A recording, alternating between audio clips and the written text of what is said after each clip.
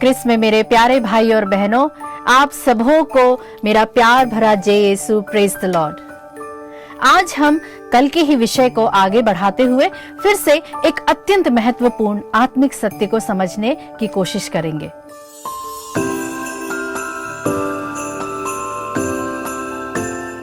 कैसे शैतान पुराने तरीकों को नए रूप में उपयोग करता है और मनुष्य का मन कैसे धीरे धीरे भटक जाता है। शैतान पुराने तरीकों को नए रूप में कैसे उपयोग करता है और मनुष्य का मन कैसे धीरे धीरे भटकने लगता है। उत्पत्ति में जो हुआ वह केवल अतीत की घटना नहीं है, वह आज भी हमारे जीवन में बार बार दोहराया जाता है। हम देखेंगे कि कैसे हमारे विचार, हमारा ध्यान, हमारी भावनाएं और हमारे संबंध शैतान के मुख्य लक्ष्य बनते हैं और कैसे हम अनजाने में वही जाल में फंस जाते हैं जिसमें आदम और हेवा फंस जाते हैं। आज यह बात बहुत सच है कि शैतान के प्रोडक्ट बदल गए हैं। पहले उसके पास केवल एक फल था, आज उसके पास हजारों फल हैं, हजारों तरीके हैं जिनसे वह मनुष्य का मन भटका सके। रुक कर सोचिए मेरे मित्रों, रात में सोने से पहले क्या आपने कभी यह देखा है कि मैंने आज सारा दिन क्या क्या सोचा है, कहां कहां पर मेरा समय केवल सोचते सोचते ही बर्बाद हो गया है। और तब पता चलता है कि उत्पत्ति में जो हुआ था वही हमारे साथ रोज होता है। शैतान धीरे धीरे हमारे मन में डालता है, हमारी शांति, हमारा ध्यान, हमारी आत्मिक स्थिति सब बदल जाता है। क्या आप जानते हैं कि भय के अंदर भी विश्वास छुपा हुआ होता है? कैसे?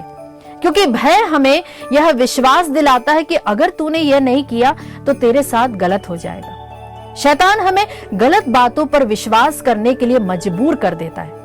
वही झूठ बोलता है कि तेरा जीवन खत्म है, अब कुछ अच्छा नहीं होगा। वही डराता है, वही मन को भरता जाता है। बाइबल कहती है कि दुष्ट आत्माएं भी विश्वास करती है। उनके पास भी एक विश्वास है, लेकिन गलत दिशा में। शैतान जानता है कि कैसे मन को व्यर्थ बातों में लगातार ठंडा करना है। जब मन ठंडा हो जाता है तो मनुष्य आत्मिक नहीं रहता, शारीरिक होने लगता है और वही उसका लक्ष्य है। पौलुस कहता है कि मुझे डर है कि कहीं शैतान तुम्हारे मन को ना बहका दे। शैतान मन को कैसे बदलता है? चतुराई से। इसे इंग्लिश में कहते हैं क्राफ्टीनेस। क्राफ्टीनेस का अर्थ होता है धीरे धीरे विचार डालकर व्यक्ति को पथ से हटाना, उसके उद्देश्य से अलग करना। आदम में क्या हुआ था और आज भी कैसे होता है? आदम को आज्ञा दी गई थी जबकि हेवा को नहीं दी थी। ईश्वर ने आदम से ही वही आज्ञा बोली थी, पर उसने हेवा से डायरेक्टली नहीं बोला था। शैतान जानता था कि अगर आदम से सीधे कहेगा तो वह मना कर देगा, इसलिए उसने हेवा को चुना। प्यारे मित्रों, इसे कहते हैं अटैचमेंट का रास्ता। आज भी शैतान वही करता है। वह जानता है कि यदि आपको सीधे कुछ कहेगा तो आप मना कर देंगे, इसलिए वह उसी व्यक्ति, संबंध या भावना के द्वारा आप तक पहुंचता है जिसके साथ आपका दिल जुड़ा हुआ है, जिससे आप अटैच्ड हैं, जिससे आप सबसे ज्यादा बात करते हैं, जिस पर आपका भरोसा है। उसी के माध्यम से वह आपके मन को बदलने की कोशिश करता है। आप प्रार्थना करते हैं, आपकी आत्मा शांत होती है, लेकिन जैसे ही किसी ऐसे व्यक्ति से लंबी चौड़ी बात अगर हो जाती है आपकी, आप उस माहौल से बाहर आ जाते हैं जो प्रार्थना में आपको मिला था।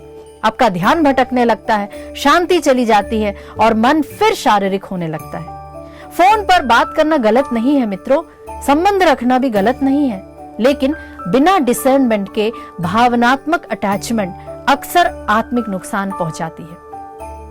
दाऊद कहता है कि जब दुष्ट मेरे सामने हो तब मेरे मुंह पर पहरा रखना। इसका अर्थ है कि जब गलत दिशा देने वाला सामने हो तब विशेष सावधानी हमें बरतनी है। यह सिद्धांत आज भी काम करता है। जब आपके सामने वह व्यक्ति हो जो आपके ध्यान को मसीह से अलग हटा देता है, वही मौका होता है जब शैतान सबसे ज्यादा सक्रिय होता है। अदन की वाटिका में शैतान कब आता है? शैतान शाम को नहीं आया। शाम को तो प्रभु टहलने आते थे। शैतान शायद दोपहर में आया होगा, जब हेवा अकेली थी, ध्यान विखंडन था और समय सही था। आज भी वह यही करता है। कमजोरी, अकेलेपन, थकान और भ्रम के समय हम पर हमला करता है।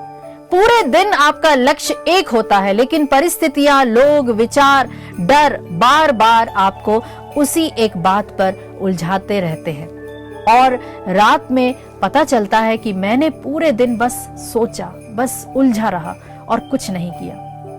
यही अदन की वाटिका की पुनरावृत्ति है और यही आज भी हर मसीही के साथ होता है।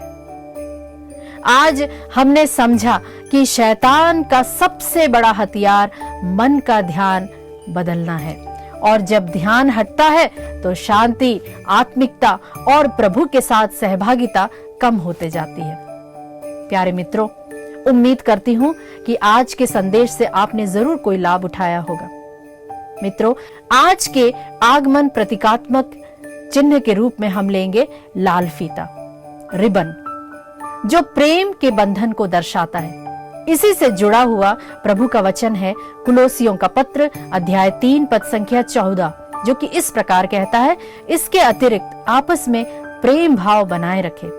वह सब कुछ एकता में बांधकर पूर्णता तक पहुंचा देता है। प्यारे विश्वासियों, यदि आज के संदेश ने आपको छुआ है, आपके जीवन में किसी बात को उजागर किया है, या आपने इससे जुड़े कोई अनुभव अगर आपको हुए हैं, तो कृपया अपनी गवाही, अपने विचार या अपने फीडबैक को हम तक, अपनी प्रेरणाओं को कमेंट बॉक्स में जरूर लिखें और हमसे साझा करें। हमें आपकी आत्मिक उन्नति देखकर बेहद खुशी होगी। प्यारे मित्रों, परमेश्वर आपको शांति, विवेक और स्थिर मन प्रदान करे। आप सबों को पुनः मेरा प्यार भरा जय यीशु।